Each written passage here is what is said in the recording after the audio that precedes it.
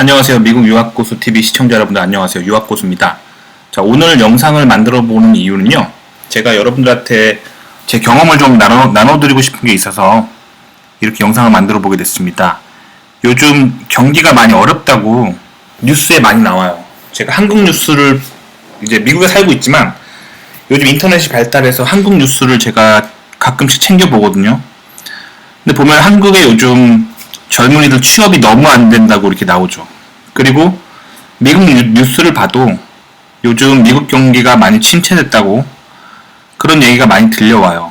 그런데 사실 그분들에게는 굉장히 그렇게 되신 건 안타깝죠. 경기가 그렇게 된 거. 그렇지만 지금 저는 현실로서 제 피부로 경기가 어렵다는 것을 못 느끼고 있어요. 그래서 지금 취업이 안 되시는 분들은 이제 제가 말하는 내용들을 듣고 좀 화가 나고 기분이 안 좋을 수도 있는데 그렇게 생각하지 마시고, 제가 지금 취업이 잘 되고 있는 상황인데 저는 오히려 제가 취업이 잘 되는 이 이유들을 좀 나눠드리고 싶어요. 그래서 요즘 경기가 어렵다고 하지만 사실 저는 요즘 취업은 저는 이미 한 상태인데 이미 직장에 있는데도 다른 회사에서 계속 영입제의가 들어오고 있어요. 근데 제가 생각했을 때 제가 가지고 있는 어떤 백그라운드가 있어서 그러는 것 같은데, 그럼 이 경기 침체 속에서 저는 왜 이렇게 여기저기 오라는 데가 많은지 그 이유를 좀 나눠드릴게요. 자, 그럼 시작해볼게요. 하지만 어디까지나 제 굉장히 주관적인 생각이에요. 저를 객관적으로 보기 힘들겠죠. 제가 생각했을 때 제가 왜 요즘 인기가 많은지, 여러 회사들에서 왜 영입제의가 들어오는지 그거에 대해서 이유를 제 생각을 말씀드리겠습니다. 하지만 항상 말씀드리지만 제 영상만 보고 인생의 중요한 결정을 내리지 마세요. 주변의 다양한 사람들에게 좋은 조언들을 많이 받아보신 후에 본인의 인생을 결정하시기 바랍니다. 자, 그럼 시작해볼게요. 자, 최근에 저한테 영입제의가 온 회사인데요. 이 회사는 스마트 미러라는 거를 개발하는 회사예요. 실리콘밸리에 있는 회사인데, 근데 사실 저는 저 회사에 관심이 없어요. 왜냐면 지금 있는 회사가 너무 마음에 들기 때문에 지금 당분간은 이직할 마음이 없어요. 하지만 저한테 저런 영입제의가 왔는데 이 제의가 왜 들어왔고 왜 이들이 저를 원하는지 여러분들한테 좀 나눠주고 싶어요. 자, 그래서 스마트 미러라는 게 뭐냐면, 다들 집에 거울 하나씩 가지고 계시죠? 화장실이나 욕실에 거울 하나씩 가지고 계시잖아요. 그게 뭘로 만들어져 있죠? 유리, 그리고 그 뒤에 이제 반사면이 있어서 그런 일종의 그냥 단순한 유리잖아요. 근데 앞으로는 스마트 미러라는 게 앞으로 히트를 칠 거예요. 근데 스마트 미러는 뭐냐면 스마트폰이랑 똑같은 그런 디스플레이 장치예요. 근데 이게 여러분의 이제 욕실에 거울 대신 이게 들어가는 거죠. 그래서 완전 거울이랑 똑같아요. 내 얼굴을 비춰볼 수 있는데 거기에 동시에 이제 디스플레이가 있어서 거울인 것 같으면서도 거기에 옆에 정보가 살짝 나오는 거죠. 그래서 예를 들면 거울을 보다가 오늘 날씨 어때? 혹은 뭐 오늘 내 스케줄이 어떻게 돼? 아니면 내 이메일 좀 체크해줘 하면 그걸 보여주겠죠. 이런 게 이제 스마트 미러예요. 그래서 지금 여러분들 쓰는 스마트폰이랑 뭐 별 차이가 없어요. 근데 엄청 크고 그 화장실 벽에 이제 거울 대신에 놓을 거니까 엄청 크고, 그리고 이제 여러분의 스마트폰의 디스플레이는 이제 액정 화면이겠지만 저거는 이제 거울처럼 반짝반짝 하다가도 그 뒤에 이제 액정이 숨어 있어 데이터를 이제 오버랩해서 보여주겠죠. 뭐 그런 게 스마트 미러예요. 자, 근데 저 회사가 저한테 영입제의를 했어요. 근데 저는 전자공학 엔지니어가 아니에요. 저는 기계공학 엔지니어거든요. 제 전공은 기계공학입니다.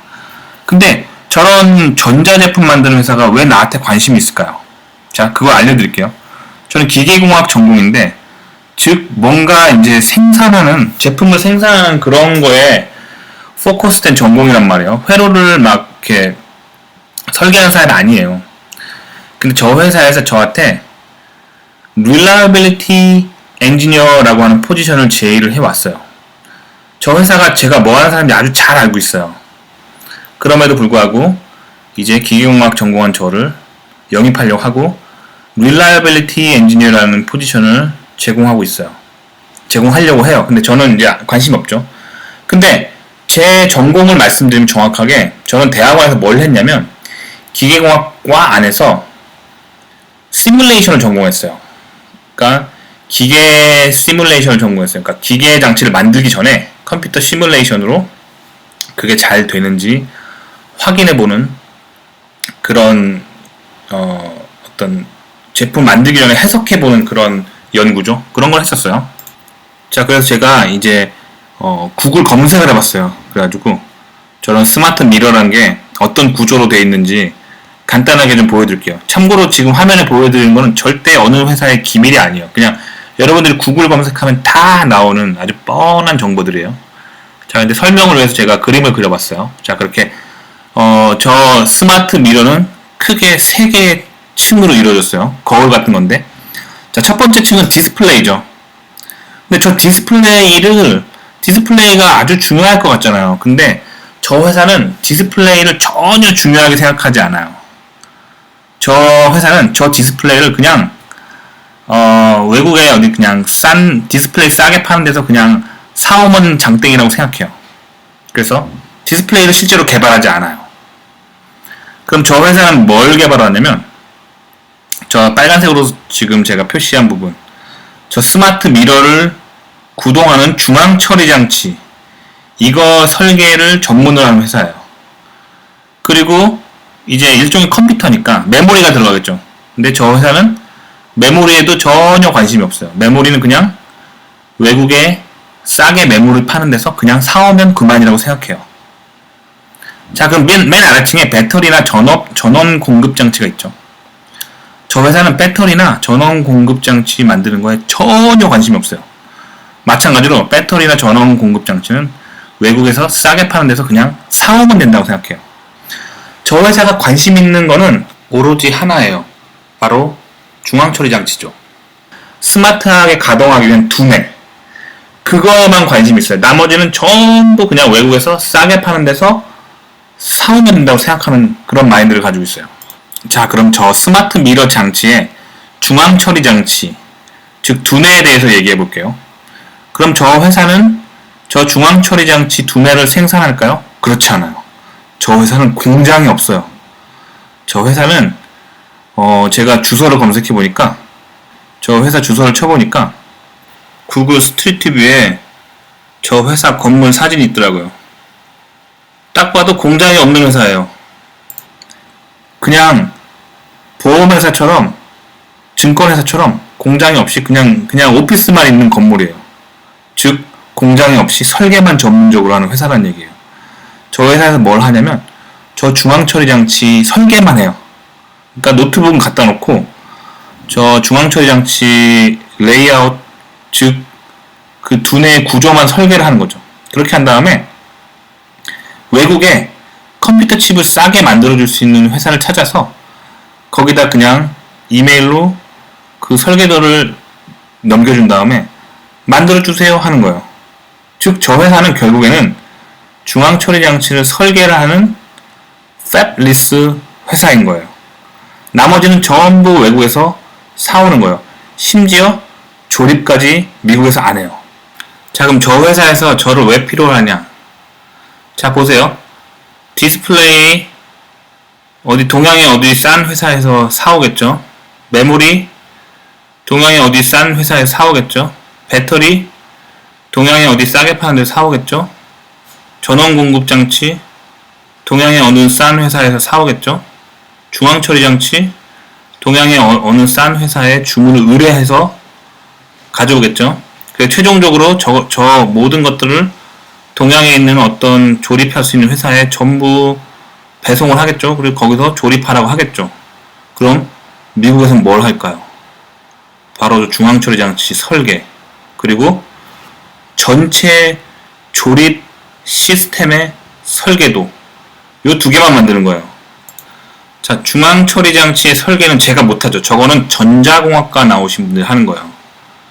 그리고 저 중앙 처리 장치가 저 하드웨어를 컨트롤할 수 있는 운영체제는 이제 소프트웨어 공학과 나오신 분들이 하시겠죠. 제가 터치할 수 있는 부분이 아니에요. 저는 뭘 하냐면 저 전체적인 조립의 설계 도면을 만드는 거예요. 그게 이제 기계공학자로서 제가 할 일이죠. 자, 저들이 기계공학자가 왜 필요하냐면 보세요. 디스플레이를 어떤 다른 회사에서 사왔어요. 근데 디스플레이 자체가 어떤 고체로 된 물질이기 때문에 열 팽창 계수가 있겠죠. 그리고 중앙 처리 장치나 뭐 메모리 같은 그런 컴퓨터 칩들이 열 팽창 계수가 있겠죠.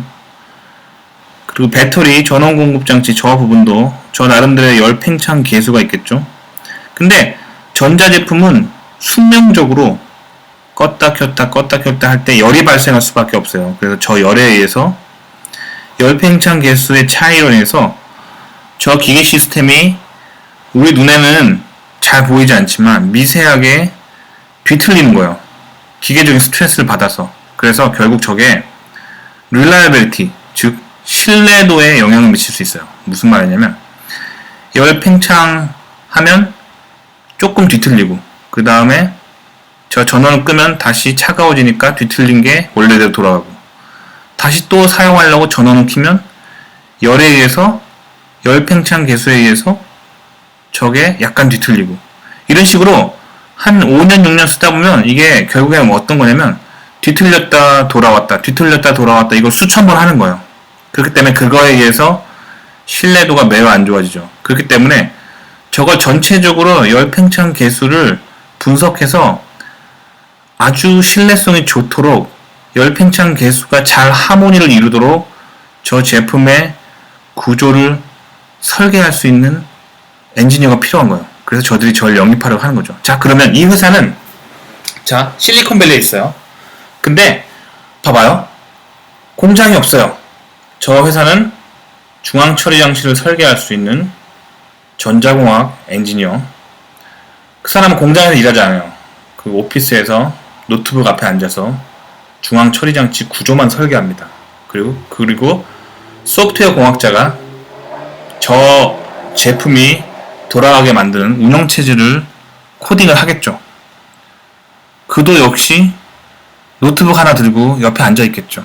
그리고 저 같은 기계공학자가 또 노트북 하나 들고 옆에 앉아 있는 거예요. 그리고 그런 시뮬레이션, 즉 소프트웨어를 사용한 분석 기법으로 저 구조가 어떻게 했을 때 가장 열 팽창 계수가 하모니를 이룰지 그걸 분석해서 찾아내는 거죠. 그 다음에 최종적으로 찾아낸 파라미터 값으로 설계를 하고 외국에 주로 동양이죠. 동양에 조립해 줄 수 있는 회사에게 설계도를 전송하면 그만인 겁니다. 그렇게 해서 번 돈은 저 미국 회사가 다 가져가겠죠. 이런 식입니다. 그래서 경기가 어려워져도 이런 스타일로 일하는 회사들은 굉장히 효율적으로 움직여요. 왜냐면 저 회사는 설비를 투자할 이유가 없어요. 뭐에다만 투자하면 되냐면 직원들 연봉과 그 다음에 직원들의 좋은 복지와 그 다음에 직원들이 쓸 노트북 한 대 딸랑 주면 되는 거예요. 그리고 직원들이 가끔 프린터 같은 거 써야 되니까 복도에 프린터 좋은 거 하나 갖다 놓으면 되겠죠. 그리고 직원들이 와서 점심 먹어야 되니까 식당을 아주 잘 만들어 놓으면 되겠죠. 그런 거예요. 그러니까 설비 투자를 거의 안 하기 때문에 매우 효율적으로 돌아가는 회사예요. 그래서 경기가 어려워지면 어려워질수록 저런 회사들은 더욱더 빚을 바랍니다. 왜냐하면 설비 투자가 없이 매우 효율적으로 움직이니까요. 아주 미래지향적인 앞으로 엔지니어링 회사는 저런 식으로 가는 게 매우 효율적이죠. 하지만 아무 회사나 저렇게 갈 수 없어요. 저렇게 가려면 가장 중요한 게 뭐냐면 인재, 최고의 인재를 데리고 있어야 돼요. 정말 브레인 중에 브레인만 데리고 있어야 되죠. 그리고 저런 회사는 그래서 직원들 연봉이 굉장히 높아요. 왜냐면 최고의 인재를 데리고 있어야 되기 때문에. 그리고 저런 회사들은 직원들을 전 세계에서 영입해요. 전 세계 최고의 브레인들을 영입해야 되기 때문이죠. 저런 식으로 저렇게 회사를 굴리는 거예요. 그리고 저런 회사는 경기가 어려워도 별 영향을 받지 않아요. 왜냐면 설비 투자한 게 없기 때문이에요. 근데 이 회사가 조립을 설계할 때 기계공학자만 필요한 게 아니에요. 화학공학과도 필요하겠죠. 왜? 저 디스플레이랑 중앙처리 장치랑 붙이려면 뭔가 저기에 화학물질을 사용하겠죠. 화학공학과 반드시 필요해요. 재료공학과도 필요하겠죠. 왜? 저 디스플레이, 중앙처리 장치, 배터리, 저 다양한 재료들로 이루어져 있을 텐데 재료의 특성을 정확하게 알고 있어야겠죠. 재료공학자 필요합니다. 사실 다양한 전공들이 필요해요.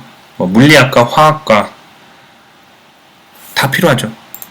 그리고 심지어 생물학과가 필요할 수도 있어요. 왜냐면 저런 것들이 요즘 바이오메트릭이라고 해서 지문이라든가 홍채 아니면 인간의 안면인식 이런 걸 하려면 생명의 어떤 기본적인 성질을 이해할 수 있는 사람이 필요해요. 그래서 바이오, 생물학과나 생명공학과, 바이오메디칼 이런 거 전공한 사람도 뽑겠죠. 그래서 전공을 불문하고 다양한 사람들이 모여 있는데 이 사람들이 공통점이 있어요. 뭐냐면 데이터를 만들어낼 수 있는 능력이 있는 사람들이에요. 그래서 데이터를 즉 설계도를 만들어낼 수 있는 능력이 있는 사람들이에요. 그게 제일 중요하죠. 그렇게 설계도를 만들어낸 다음에 저들이 가장 먼저 하는 건 뭐냐면 특허를 걸어요. 그래서 전 세계 어떤 회사도 따라오지 못하도록 특허를 겁니다. 특허를 걸면요, 그때부터 보호되는 거기 때문에 외부에 공개돼도 크게 상관없어요. 그렇기 때문에 그냥 싸게 만들어줄 수 있는 회사를 찾아서 설계도를 전송하면 되는 거예요. 그 다음에 언제까지 만들어주세요 하고 적당한 가격 주면 되는 거예요. 그래서 만들어 오면 그거를 비싸게 파는 거죠. 그게 굉장히 스마트하게 일하는 방식입니다. 아시겠죠? 지금 세상이 저렇게 변하고 있어요. 그러니까 앞으로 저런 이제 어떤 스마트 기술에 대한 어떤 융합할 수 있는 저런 제품들과 저런 것들이 많이 나오겠죠. 근데 한 가지 제가 인사이트를 드리면 봐봐요. 제가 말한 이 회사는 중앙처리 장치를 설계를 하는 걸 기반으로 하는 팹리스 회사예요. 근데 다른 회사들, 예를 들면 디스플레이를 제조하는 제조사가 저거에 도전할 수 있겠죠. 그리고 메모리를 제조하는 제조사가 저거에 도전할 수 있겠죠. 또 그리고 배터리를 만드는 회사도 저거에 도전할 수 있어요. 하지만 다른 제조사들이 저거에 뛰어들면 돈을 많이 못 벌어요. 왜냐면 저기서 제일 비싼 건 중앙처리 장치거든요. 아시겠죠? 그렇기 때문에 중앙처리 장치를 설계할 수 있는 회사가 팹리스로서 저걸 하면 엄청난 이윤을 벌어들이지만 다른 하드웨어 제조사들이 저기에 뛰어들면은 거기에 기다리고 있는 거는 엄청난 야근, 엄청난 강도의 업무를 띄므로써 그 부족한 마진을 때우기 위해서 몸으로 때우는 힘든 일만 있는 거죠. 아시겠죠? 그래서 저런 업체에 들어가고 싶을 때는 생각하셔야 돼요. 이 회사가 중앙처리 장치를 만들 수 있는 핵심 기술이 있는 회사냐, 아니냐. 그게 가장 중요합니다. 중앙처리 장치를 만들 수 있는 능력이 없다면 정말 야근만 해야 돼요. 그 회사 들어가면.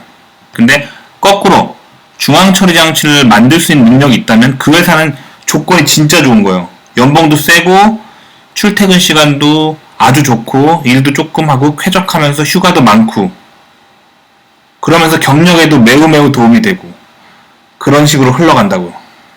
여러분들이 공부하려고 할 때 어떤 식으로 공부해야 되는지 좀 감을 잡으셨으면 좋겠어요. 그리고 취업을 할 때 어떤 스킬이 필요한지도 잘 아시면 좋을 것 같아요.